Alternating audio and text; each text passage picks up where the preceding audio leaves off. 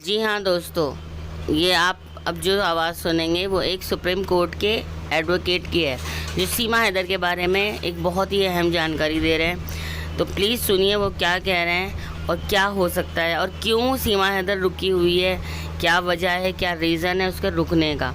तो ये वो एडवोकेट साहब बता रहे हैं, आप प्लीज़ इनको सुनिएगा और अपनी राय ज़रूर दीजिएगा।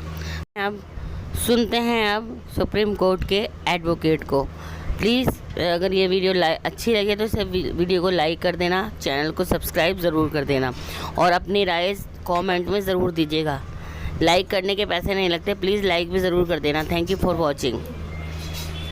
मगर मेरे को ज़्यादा आश्चर्य ये लगता है कि सीमा हैदर का जो केस है उसको जितना मेन स्ट्रीम मीडिया दिखा रहा है जी, वो जितना एक्टिवनेस उसमें शुरू में दिखाई, वो कहीं ना कहीं ऐसा वो करता है कि क्योंकि मेन स्ट्रीम मीडिया उन्हीं खबरों को दिखाता है जो कि कहीं सेंसर हो के या कहीं पास हो के या ऊपर जो सत्ता पक्ष में लोग बैठे हों उनके हिसाब से गोदी मीडिया चलता है, क्योंकि पूरा देश इसको गोदी मीडिया कहना शुरू कर दिया है।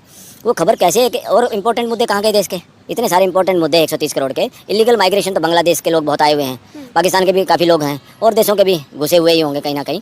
मगर इस मुद्दे को इतना बड़ा तुल देना कहीं ना कहीं कोई ऐसी चीज़ भी लगती होगी जो आज के सत्ताधीश लोग हैं उनको लगता होगा कि इस मुद्दे को भी कैसे भुनाया जाए, कैसे सेंसिटिव बनाया जाए और कैसे आखिरकार इसको हो सकता है हिंदू मुसलमान पे भी बात आ जाए। सरकार वो काम करेगी जिसका इसमें वोट और पॉलिटिक्स में फ़ायदा होगा, वही काम होगा। अगर इसमें लगता है इससे घाटा होगा तो वापस भेज देंगे, इसको यहाँ रखने में फ़ायदा होगा तो इसको रख लेंगे। सिंपल सिंपल मैथमेटिक्स है और क्या। और इतना चैनल पे इतने घंटे समय देना, इस देश की इतनी समस्या है, वो समय नहीं मिल रहा और क्या मतलब है इसका। इस देश के मेन मीडिया पे खबर चलते ही हमें अंदाज़ा हो जाता है कि किसके लिए ये खबर चल रही है, क्यों चल रही है, इसका क्या मकसद है। देखो, मेन स्ट्रीम मीडिया पे इस खबर का इतना चलना अपने आप में शक पैदा करता है कि कब कुछ नहीं पता इन्वेस्टिगेशन एजेंसी भी क्या बात को किस तरह मरोड़ दें, क्योंकि हमारी एजेंसियाँ इंडिपेंडेंट नहीं हैं। एजेंसियाँ गिरपत में होती हैं सरकार की और उनका मिसयूज़ किया जाता रहा है, आज भी हो रहा है, होता ही है और ये होना नहीं चाहिए वैसे। और वो इंटेलिजेंस एजेंसियाँ क्या खबर बाहर देती हैं, इनमें भी पूरी सच्चाई हो, इस पर पूरा विश्वास करने की कोई जरूरत। देखो, ये तो सिंपल था, ये इलीगल माइग्रेशन का मामला है। कोई आदमी अवैध तरीके से देश में घुसा, उस पर लागू करना चाहिए था, फिर उसे अंदर ही पूछताछ करनी चाहिए थी, जुडिशल रिमांड में या पुलिस रिमांड में उसे पहले पूछताछ करनी चाहिए थी। पहले तो जेल में डाला, फिर उसको जमानत मिल गई, बहुत जल्दी जमानत। चलो जमानत मिल गई, कोई बात नहीं, ह्यूमन बीइंग है, उसको जमानत देना कोई बुरा नहीं है, देना ही चाहिए। Bail is rule, jail is exception, उसमें मैं पक्ष में हूँ। इस तरह के मानवता सब हर दुनिया में पूरे कानून को और इसमें कोर्टों को दिखानी चाहिए। हो सकता है क्योंकि पाकिस्तान को नीचा दिखाया जाए किसी बात से। उस लड़की की, लड़की का मैंने बयान एक बार देखा, उसने कहा मैं पाकिस्तान मुर्दाबाद नहीं बोलूँगी। वो स्टेटमेंट उसने दी, अच्छी स्टेटमेंट है वो तो किसी भी सिटीजन की। मगर इसमें ये कहा उसने वहाँ मार दिया जाएगा, उसे एक मैसेज जरूर जाता है कि वहाँ औरतों के साथ किस तरह का व्यवहार इंडिया के लोगों के नज़रों में जाएगा कि भाई पाकिस्तान में तो औरतों की इज्जत नहीं, वहाँ मार दिया जाता बीबी औरतों को। और इस तरह के मैसेज देना उस देश के बारे में, हो सकता है उसका यहाँ कहीं ना कहीं इस देश के लोगों की मेंटलिटी पे, क्योंकि यूनिफॉर्म सिविल कोड की भी बात चल रही है, उसी दौरान ये केस चल रहा है, उसी दौरान इस केस को बहुत हाईलाइट मेन स्ट्रीम मीडिया द्वारा किया जा रहा है। कमाल है, इसमें कुछ संदेह तो पैदा होता है। सिटीजन एंड एडवोकेट और जो चर्चा हम लोग करते हैं या दूसरे साथियों से भी सुनते हैं, हमारा इंटेलिजेंस जागरूक है, इसमें कोई दो राय नहीं।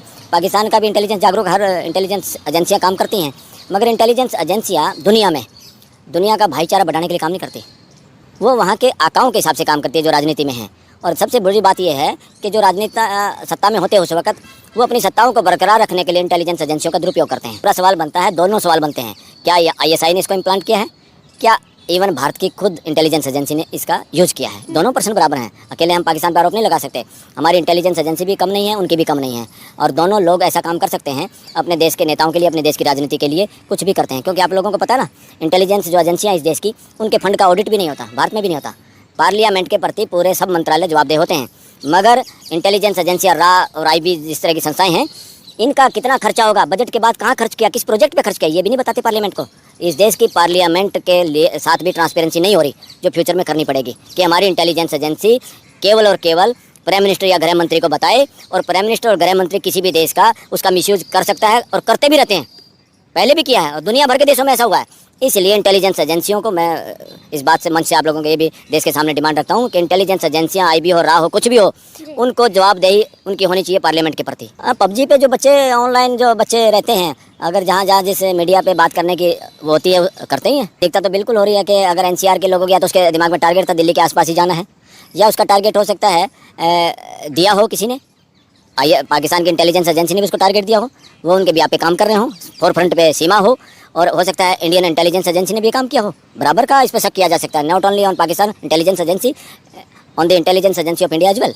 नो प्रॉब्लम, इसमें दोनों शामिल हो सकते हैं। कुछ नहीं पता देश को, देश के लोगों को कुछ नहीं पता चलता, और मीडिया का तुरंत जो खबरें आ रही हैं और सरकार की तरफ से भी इस तरह के मामलों में जो खबरें आती हैं इमीडिएट विश्वास करने के योग्य नहीं होती। बहुत बार ऐसी चीज़ें होती हैं जहाँ आकाओं को पता होता है, सत्ता में जो लोग बैठे होते हैं उनको पता होता है, देश को पता नहीं होता। अब क्या है, क्या गेम है, और गेम हमारे देश में अब इलेक्शन का इस तरह का मामला हो गया है कि क्योंकि कोई पूरा गवर्नर या कुछ और अपोजिशन के लीडर भी इस तरह का आरोप लगाते रहे, देश भी ये पढ़ता रहा, देश भी इस पर सोचता रहा कि जब इलेक्शन नज़दीक थे तभी पुलवामा हो गया इस देश में, उसका बेनिफिट इलेक्शन में ले लिया या मिल गया। इस तरह से देश को ये लगता है कहीं हिंदू मुसलमान होकर या किसी भावना पे भड़का के आप लोगों को मरना मारना, आप लोगों को दिमाग में काफ़ी लोग ये कहते हैं देखिए इस इलेक्शन से पहले कुछ और भी होगा, कुछ बड़ा होगा, लोग सोच रहे क्या होगा, इंतजार में इमेजिनेशन करते हैं और आकलन करते हैं क्या हो सकता है, डिस्कस करते हैं कि इस बार ये हो सकता है, इस बार हो सकता है। अब लोगों को पता ही नहीं, इंटेलिजेंस एजेंसियाँ ऐसी बैठी हैं जो हो सकता है सरकार को भी इस तरह की राय दें, सरकार उनको कहें प्रोजेक्ट कोई दे दें, इस तरह का कुछ काम करो, वो पाकिस्तान की सरकार भी दे सकती है, वो भारत की सरकार भी दे सकती है। देश बोलने लगा है, देश सुप्रीम कोर्ट से भी कई चीज़ें वो आने लगी जो देश उम्मीद करता है सुप्रीम कोर्ट से, वरना बीच बीच में कई बार लगता है, इमरजेंसी के दौरान भी लगा था इस देश को। सुप्रीम कोर्ट ने न्याय नहीं किया इस देश के साथ इमरजेंसी के दौरान सुप्रीम कोर्ट नाम की चीज़ नहीं बच गई थी। इतना इस तरह से एक तरह से इंस्टीट्यूशन बंधक हो गई थी, और अब भी बीच बीच में कई बार लगता है। और हमारे तो एक सीनियर एडवोकेट हैं जो यहाँ के पूर्व प्रधान भी रहे, मिस्टर अभी नाम है, कुछ दिनों पहले उन्होंने लंदन टॉप पे इंटरव्यू दिया है, उसमें बताया क्या, उन्होंने ओपनली बताया उन्होंने भी कि प्रेशर रहता है सुप्रीम कोर्ट के जजों पर भी, सरकार चाहती है कि जो हमने फैसला कर दिया वो बना रहे, जो हमारे फेवर का फैसला वो बना रहे। ये तो अच्छी बात नहीं है देश के लिए, सरकार का इंटरफेयर करना इंडिपेंडेंस ऑफ जुडिशरी पे कुठाराघात है, और ये देश के साथ गद्दारी है। कोई भी करे सरकार वो काम करेगी जिसका इसमें वोट और पॉलिटिक्स में फायदा होगा, वही काम होगा। अगर इसमें लगता है इससे घाटा होगा तो वापस भेज देंगे, इसको यहाँ रखने में फायदा होगा तो इसको रख लेंगे, सिंपल मैथमेटिक्स है। और क्या, और इतना चैनल पे इतने घंटे समय देना, इस देश की इतनी समस्या है वो समय नहीं मिल रहा, और क्या मतलब है इसका। इस देश के मेन मीडिया पे खबर चलते ही हमें अंदाजा हो जाता है कि किसके लिए ये खबर चल रही है, क्यों चल रही है, इसका क्या मकसद है। देखो मेन स्ट्रीम मीडिया पे इस खबर का इतना चलना अपने आप में शक पैदा करता है कि कब कुछ नहीं पता, इन्वेस्टिगेशन एजेंसी भी क्या बात को किस तरह मरोड़ दें, क्योंकि हमारी एजेंसियाँ इंडिपेंडेंट नहीं हैं, एजेंसियाँ गिरपत में होती हैं सरकार की, और उनका मिसयूज़ किया जाता रहा है, आज भी हो रहा है, होता ही है, और ये होना नहीं चाहिए वैसे। और वो इंटेलिजेंस एजेंसियाँ क्या खबर बाहर देती हैं, इनमें भी पूरी सच्चाई हो, इस पर पूरा विश्वास करने की कोई जरूरत। देखो ये तो सिंपल था, ये इलीगल माइग्रेशन का मामला है, कोई आदमी अवैध तरीके से देश में घुसा, उस पर लागू करना चाहिए था, फिर उसे अंदर ही पूछताछ करनी चाहिए थी, जुडिशल रिमांड में या पुलिस रिमांड में उसे पहले पूछताछ करनी चाहिए थी। पहले तो जेल में डाला, फिर उसको जमानत मिल गई, बहुत जल्दी जमानत, चलो जमानत मिल गई कोई बात नहीं, ह्यूमन बीइंग है, उसको जमानत देना कोई बुरा नहीं है, देना ही चाहिए। Bail is rule, jail is exception, उसमें मैं पक्ष में हूँ। इस तरह के मानवता सब हर दुनिया में पूरे कानून को और इसमें कोर्टों को दिखानी चाहिए। मगर मेरे को ज़्यादा आश्चर्य ये लगता है कि सीमा हैदर का जो केस है उसको जितना मेन स्ट्रीम मीडिया दिखा रहा है, वो जितना एक्टिवनेस उसमें शुरू में दिखाई, वो कहीं ना कहीं ऐसा वो करता है कि क्योंकि मेन स्ट्रीम मीडिया उन्हीं खबरों को दिखाता है जो कि कहीं सेंसर हो के या कहीं पास हो के या ऊपर जो सत्ता पक्ष में लोग बैठे हों उनके हिसाब से गोदी मीडिया चलता है, क्योंकि पूरा देश इसको गोदी मीडिया कहना शुरू कर दिया है।